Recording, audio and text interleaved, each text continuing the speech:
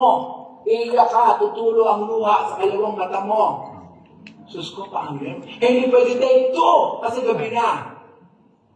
Ready? Yung mga tao ko, hindi kayo iyak kayo. Sabi ko sa mga tao, iyakan na sila.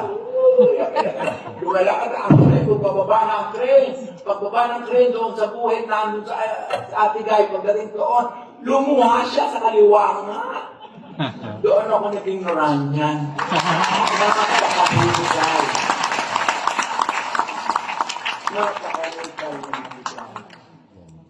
Marami pa kaming pinagsamahan. Nakita ko kung gano'n kamahal ang isang ordinaryong tao.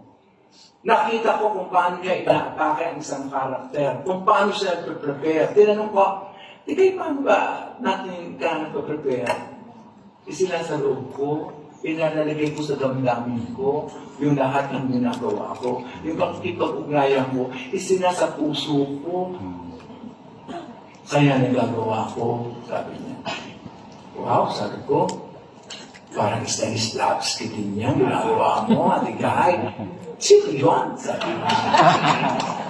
Hindi ko may pagkaliwanag kasi mahaba. Sabi sa kanya.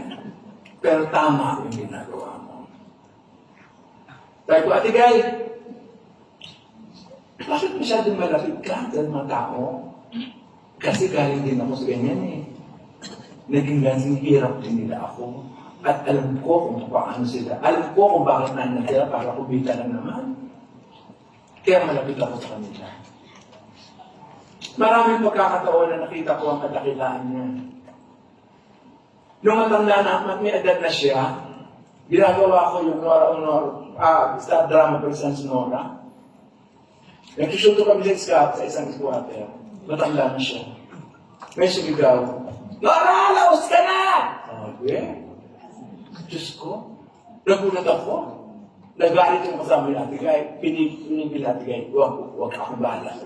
Pumunta siya doon sa squatter area. Tinanong niya kung sino nagsalita. Isang lalaking medyo lasing nagsalita. Kaya yan, bakit pinawa yung sabi ni Nora? Kasi gusto lang ka makita, kasi gusto ko lang makausap, hindi kita makamayan. Gusto ko lang kamayan, kaya ako tumigaw. Tapos umiyak at niyakap siya. Yun lang pala ang gusto. At natuloy ang aming daydream dahil doon. Maraming pagkakataon mo. Ulitin ko sa Sidhi, nakakita siya na isang mamang masyadong malungkot na isalalim ng mangga. Nilapitan niya, direct si Papay, sabi niya. Sino si Papay na Sailor Man? Hindi, tatay ko, Papay ang tawag namin sa mga tatay. Lumapit siya. Sabi niya sa matanda, Tay, bakit ka malungkot? Sabi ng matanda, kasi namatay ang kalabaw ko, wala na akong kalabaw, wala na akong gagamitin pang rasaka. Tumahimik sandali sa Ate Guy.